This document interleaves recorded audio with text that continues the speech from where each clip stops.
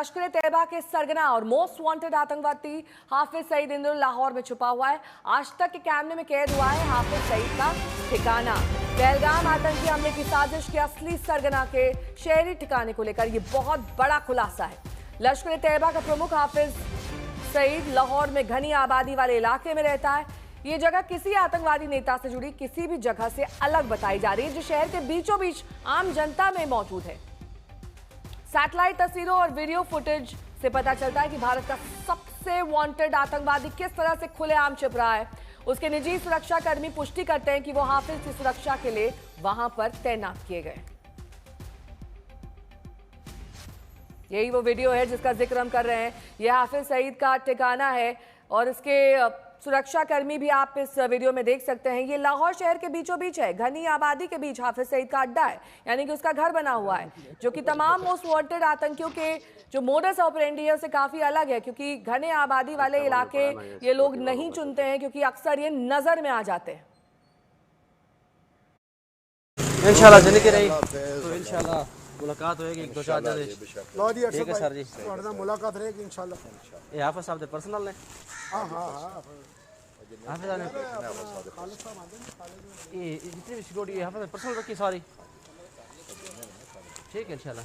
ठीक है इकबाल, वो जहाँ बंदा सिक्योरिटी वाला गन लेकर जा रहा है, ये चाचा जी का घर है जहाँ जनरेटर बड़ा हुआ। ठीक है, ये हमारा ये चाचा जी का मदरसा है पूरा। ये इसके ऊपर ब्लू टैंक की बड़ी वाइट बिल्डिंग है। ये चाचा जी का मदरसा है, ठीक है ना। सिक्योरिटी वाला गन लेकर जा रहा है, ये चाचा जी का घर है जहाँ जनरेटर बड़ा हुआ। ठीक है, ये हमारा ये चाचा जी का मदरसा है पूरा। ये इसके ऊपर ब्लू टैंक की बड़ी वाइट बिल्डिंग है। ये चाचा जी का मदरसा है, ठीक है ना। इंशाल्लाह जिंदगी रही तो इंशाल्लाह मुलाकात। अंकित कुमार मेरे सहयोगी इस वक्त जुड़ गए हैं तमाम जानकारी के साथ। अंकित, अक्सर ऐसा देखा जाता है कि मोस्ट वांटेड आतंकी जो होते हैं वो घनी आबादी वाले इलाके से अलग रहते हैं, लेकिन यहाँ पर सूरत हाल अलग इसलिए भी दिखाई दे रहा है कि हो सकता है हाफिज सईद की मंशा हो कि अगर मैं घनी आबादी वाले इलाके में रहता हूँ, लोगों के बीच रहता हूँ, तब भी शक की सुई नहीं जाएगी, क्योंकि ये आमतौर पर होता ही नहीं है कि खतरा आपके इतने नजदीक हो और आपको उस खतरे का मालूम ही नहीं चलता। आप सोचते हैं ये आम नागरिक है। बिल्कुल बिल्कुल नेहा, अगर आप इस पूरे इलाके को देखें, अगर सैटेलाइट तस्वीरों में इस पूरे इलाके को अगर हम देखने की कोशिश करें, आपने सही बुलाया। ओसामा बिन लादेन के केस में हमने देखा था कि वहाँ पे जिस जगह पे ओसामा बिन लादेन को रखा गया था एबटाबाद में, वो बिल्कुल ही अलग था। एक प्लॉट जिसमें ओसामा बिन लादेन अपने परिवार के साथ रहता था, उसके आसपास के इलाके बिल्कुल खाली थे। ठीक उसके उल्टा लाहौर के जौहर टाउन में जब हम तस्वीरों को देखेंगे, ये वीडियो फुटेज है, जब आप सैटेलाइट तस्वीरों को देखेंगे तो आपको दो अलग अलग बिल्डिंग्स दिखेंगी। पिक्चर्स में शायद वो उतनी बड़ी ना दिखें, लेकिन अगर आप बिल्डिंग नंबर 1 की बात करें, करीब 5000 स्क्वायर फीट, उससे बड़ा। बिल्डिंग नंबर 2 जो हम दिखा रहे हैं, जो ये सफ़ेद बिल्डिंग है, ये 11000 स्क्वायर फीट से बड़ी बिल्डिंग है। आप अंदाज़ा लगा सकते हैं कि बिल्डिंग में कितने लोग रह सकते हैं, कितने लोगों के रहने की वहाँ पे व्यवस्था की गई होगी। ये जो पॉइंट है आपका कि हाफिज सईद का फैसला, इसमें एक चीज़ जोड़ना चाहूँगा। हाफिज सईद कहाँ रहेगा, कैसे रहेगा, ये फैसला सिर्फ हाफिज सईद का नहीं है, ये फैसला ISI लेती है, ये फैसला पाकिस्तान की मिलिट्री लेती है। क्योंकि जब आप सिक्योरिटी की बात करें तो 3 लेयर की सिक्योरिटी दी गई है। उसके पर्सनल गार्ड्स होते हैं, पुलिस होती है लोकल लाहौर पुलिस की, और इसके अलावा रेंजर्स भी होते हैं।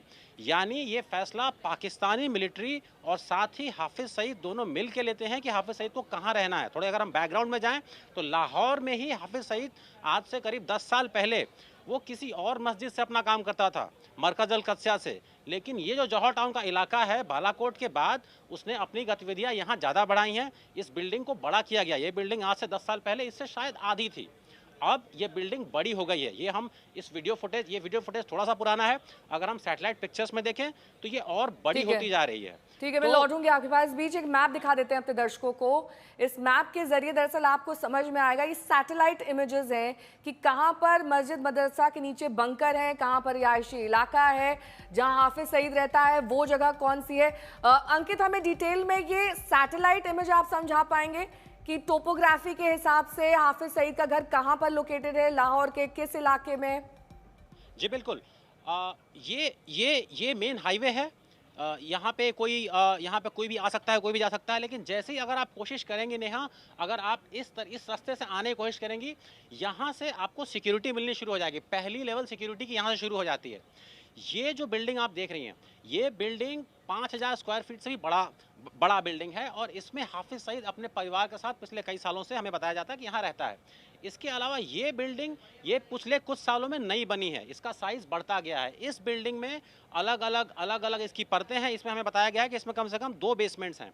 इसमें एक मस्जिद है, एक मदरसा है, उसमें कई लड़के जो हमें बताया जाता है कि वो रिक्रूट्स हैं लश्कर के, वो रहते हैं। इसी का जो ये हिस्सा है, इस हिस्से में हाफिज सईद दोपहर के टाइम पे, दिन के टाइम पे आता है, मीटिंग करता है। ठीक है, मैं लौटूंगी आपके पास। अरविंद ओझा मेरे सहयोगी भी जुड़ गए हैं तमाम जानकारी के साथ।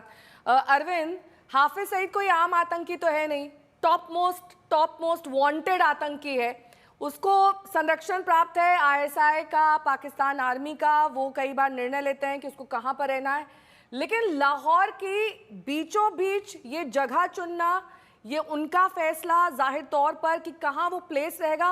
और एक ठिकाना तो होगा नहीं हाफिज सईद का, ऐसे कई ठिकाने कई अन्य शहरों में भी होंगे, कहां उसे कब मूवमेंट करना है ये भी डिसाइड किया जाता होगा।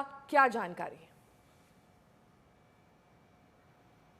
देखिए, ये जो वीडियो हमने आपको दिखाया है नेहा, हम और अंकित इस पर काफ़ी वक्त से काम कर रहे थे, और इसका एड्रेस भी बता देता हूं आपको, E116 जौहर टाउन लाहौर, और यहीं पर हाफिज सईद रहता है। ठिकाने कई हैं, ऑपरेट यहीं से करता है। घर है, टॉप एंगल से भी हम उस घर का, हाफिज सईद के, आप ये समझ लीजिए घर के अंदर आज तक घुस गया है, क्योंकि जो गेट से एंट्री करता है हाफिज सईद, वो गेट भी हमने दिखाया, और उसके ठीक बगल में मदरसा है। उस मदरसे से हाफिज सईद ऑपरेट करता है, और इस मदरसे में लश्कर के तकरीबन 100 से ज़्यादा खूंखार आतंकवादी रहते हैं, जो शिफ्ट वाइज इस पूरे इलाके की ड्यूटी करते हैं। हमारे कैमरे में वो भी कैद है कि जो हाफिज सईद का सिक्योरिटी पर्सनल है, जो एक्सेप्ट कर रहा है, जो कबूल कर रहा है कि वो हाफिज सईद की सिक्योरिटी में तैनात है, नंबर 1। नंबर 2, जौहर टाउन इलाके के जो लोकल लोग हैं, वो भी कैमरे के सामने ये एक्सेप्ट कर रहे हैं